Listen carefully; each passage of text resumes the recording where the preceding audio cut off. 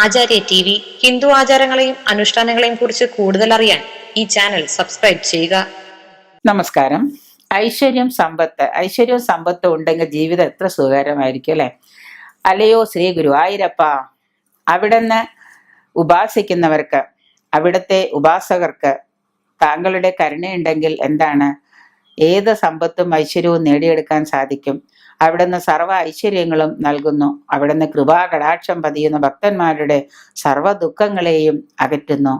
അങ്ങ് എനിക്ക് സകലവിധ സമ്പത്തും ഐശ്വര്യവും നൽകി അനുഗ്രഹിച്ചാലും നാരായണീയത്തിലെ പാലാഴി മദനവും കൂർമാവതാരവും എന്ന 27-ാം ദശകത്തിലെയും ലക്ഷ്മി സ്വയംവരവും അമൃതലബ്ധിയിലെ 28-ാം ദശകത്തിലെ മന്ത്രാക്ഷര ജപത്താൽ ഐശ്വര്യ സമ്പത്തും എന്നിവ നിശ്ചയമായും നമുക്ക് വർദ്ധിക്കും എന്നാണ് പറയുന്നത്.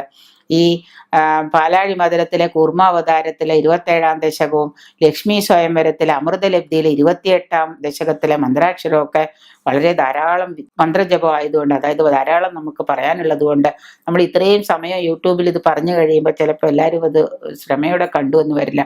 അതുകൊണ്ട് നിങ്ങൾ ഐശ്വര്യവും സമ്പത്തും വർദ്ധിക്കാനായിട്ട് ഗുരുവായൂരപ്പനോട് നിങ്ങൾ സംസ്ഥാപരാധം ക്ഷമാപണം ചെയ്ത് ഈ പറയുന്ന പാലാഴി മദനവും കൂർമാവതാരത്തിലെ 27-ാം ദശകവും അമൃതലബ്ധിയിലെ 28-ാം ദശകത്തിലെ മന്ത്രാക്ഷരവും ഒക്കെ നിങ്ങൾ നിരന്തരം പാരായണം ചെയ്യുകയും ജീവിതത്തിൽ അത് പകർത്തുകയൊക്കെ ചെയ്തു കഴിഞ്ഞാൽ ഐശ്വര്യവും സമ്പത്തും ഒക്കെ വർദ്ധിക്കുകയും ചെയ്യും.